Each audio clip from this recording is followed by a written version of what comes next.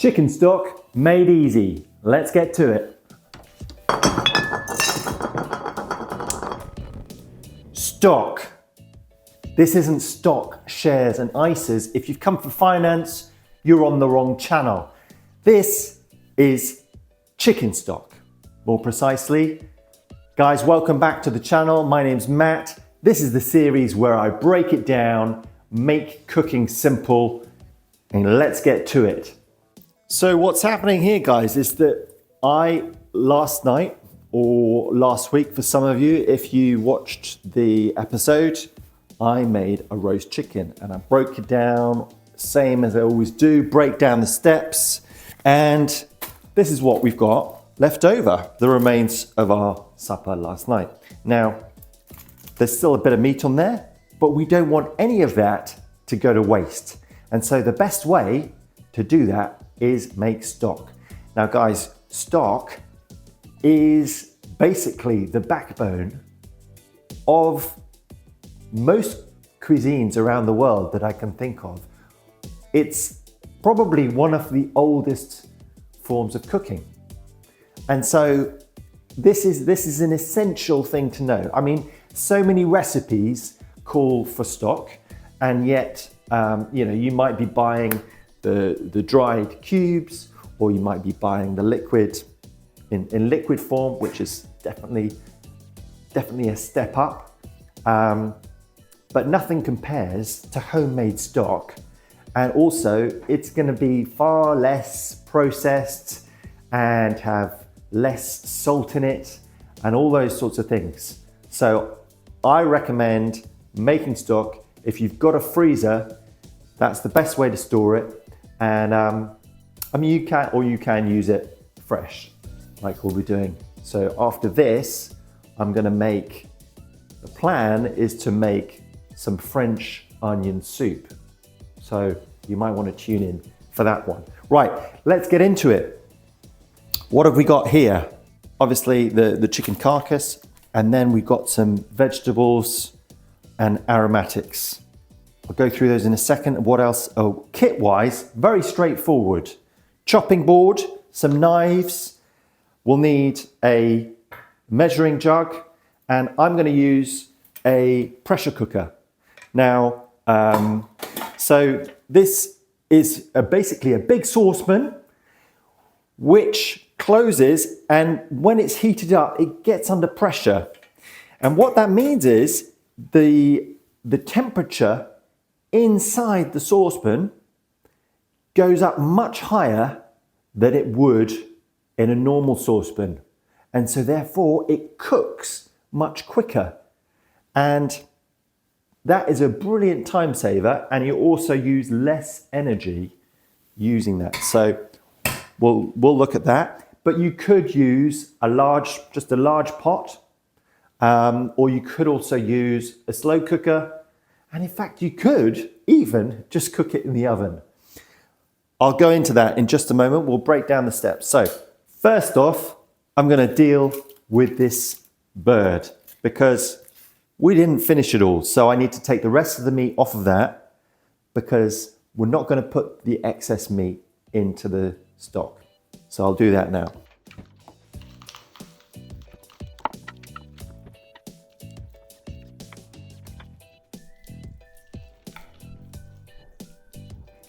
Right, good. I've got the leftover extra meat. So there's quite a bit left on the chicken there that we can use in sandwiches, salads, chicken pot pie, and then any extra skin and things like that put in here. Now, it was stuffed with garlic and herbs and lemon.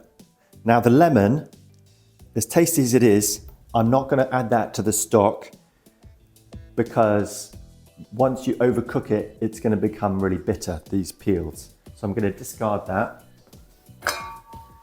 However, garlic and herbs, they've still got some life in them, and so they're going to go into that stock pot as well. So I'm just taking those out for now. Then I'm going to take these bones and carcass. This is kind of optional, but I find it really helps. And that is just to give this a bit of a chop down. Unfortunately, the kiddie knives there wouldn't really cut it in this situation. They're not going to go through bone. So you might need to ask a hand to do this one. But I like to break the bones up because there's inside it's got some goodness that will diffuse into the stock as it cooks. And now that can go into the pressure cooker along with the skins or pot or whatever you're using.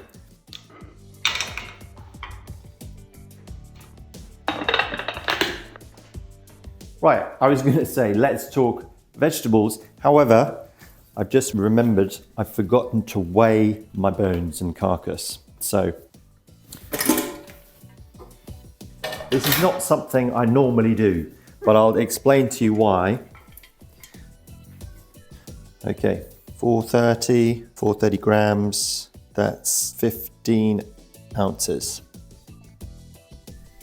Okay, back to the veg. There's no hard and fast rules about what vegetables you put in your stock.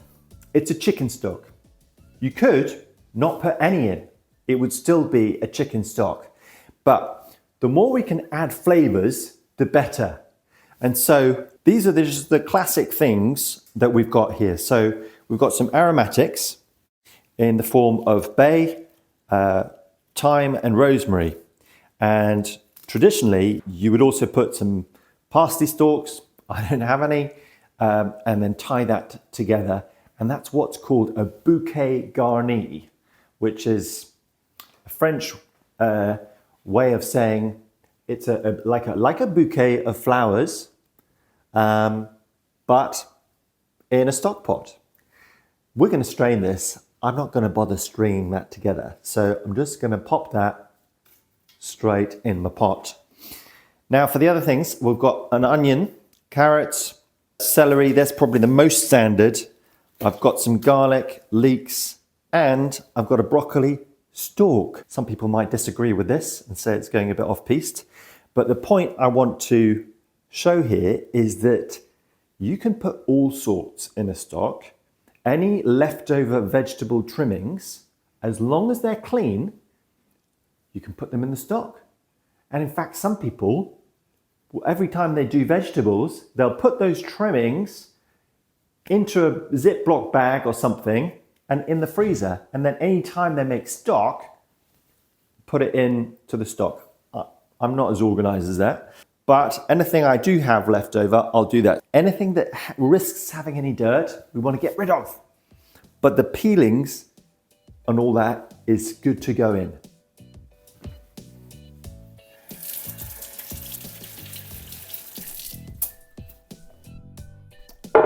Right, I'm also changing boards because I don't want to use the same board that I just did the meat on. Even though it was already cooked, it's always good to change boards. Right, simply chop this up. Now, I don't want the ends. Anything that's a bit ugly, obviously we'll get rid of.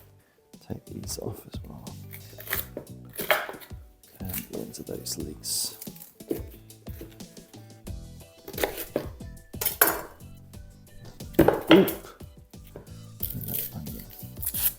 Right, for these leeks, I'm not going to put the whole thing in. Don't know if I said that before. Just the tops. And then the rest of the vegetables. Now, some people say you just chop them up big and put them in. But I recently found out that if you chop them up really small, then you extract more flavor from them.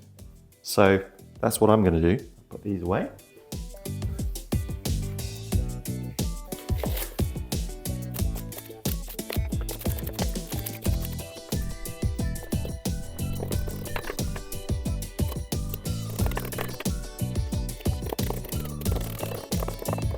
Now I know some of you might be thinking, what's he doing? He's not taking the peel off the onion. Well, it's okay.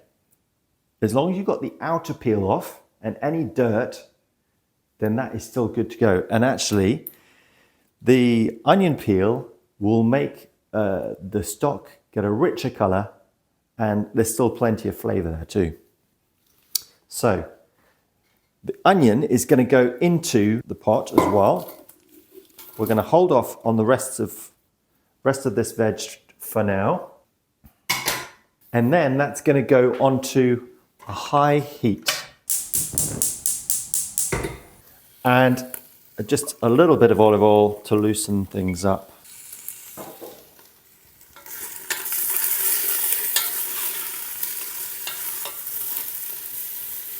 Here it's the same principle as to when you might make a stew.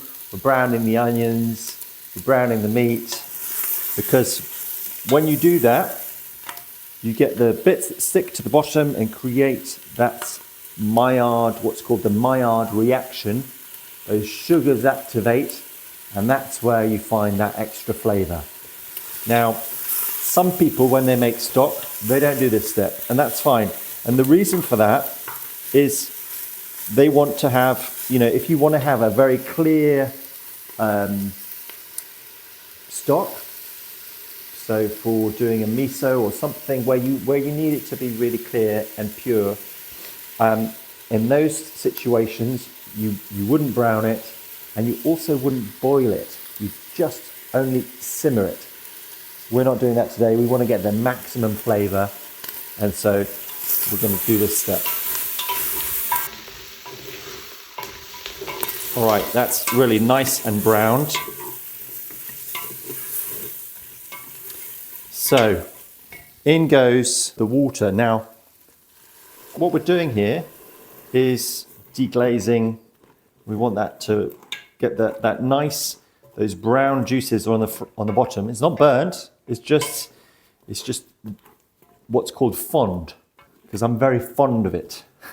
Quantity wise, we're looking to cover this. So I don't normally do this step of measuring the water and weighing the carcass and things like that. But I wanted to see what ratio I normally do. So I just kind of do it to feel, and you can see here the amount so that it's sort of like a soupy consistency. Now, the purists would probably say that's far too much water, but I don't know, I feel like it evaporates, it goes down. So I've gone with a 1 part water to 1 part meat or bones to 3 part water.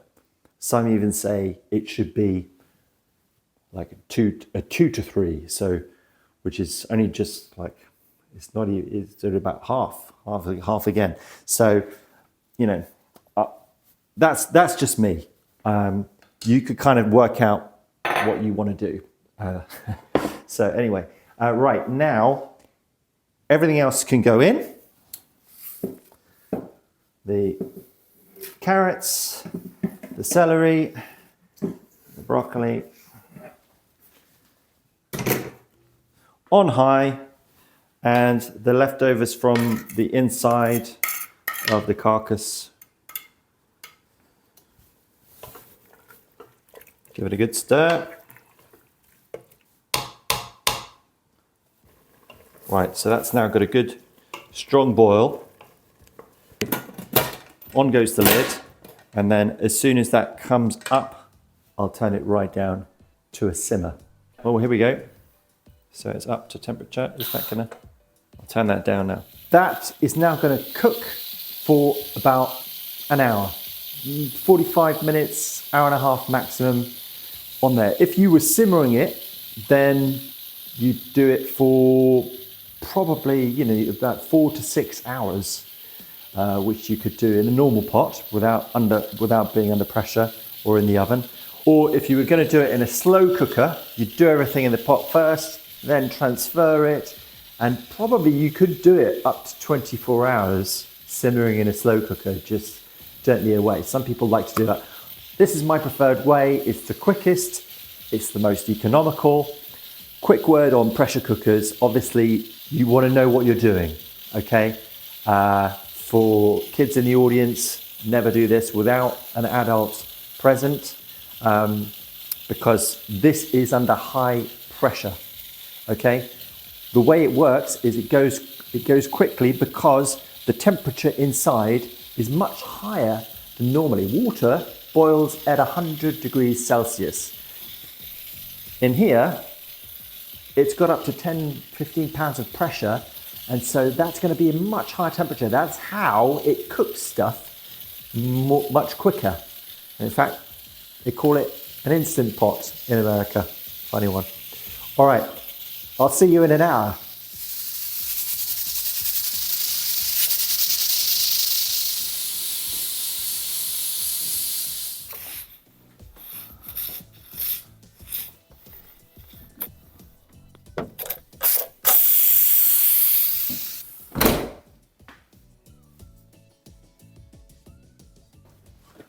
Oh, sometimes it's good to let off a bit of steam. It's also good to take stock. Maybe enough with the dad jokes. Right, there we go. So, as you can see, that's looking a bit different now. It looks like a nice vegetable soup there. Right, all there is left to do now is to strain it off. So I'm just gonna pour this into here. Now, some people do this through a muslin cloth if they want their stock to be really clear. I'm not too bothered. I don't mind it being cloudy. It can be handy to have an extra bowl to hand in case this is touching the bottom of that water, and just to drain off the rest of it. I'm going to move that over, and that will keep dripping away. There we are, guys. Oh, that really smells amazing, and you can see the rich colour there. I mean, that's so much better than anything you would buy. You can use this in all sorts of things, you know, whether it's gravy, risotto, soup. This week I'm going to make French onion soup, which I know a lot of people love, so check in for that one. I hope you found this helpful, and make sure to make stock from here on out. Oh, I've forgot to mention, if you're going to freeze this, get it in the freezer as soon as possible, as soon as that's sort of finished dripping there. You can also keep it in the fridge for a few days, but you want to try and get that temperature down as soon as possible. All right, guys, thanks for watching and keep cooking. Take care.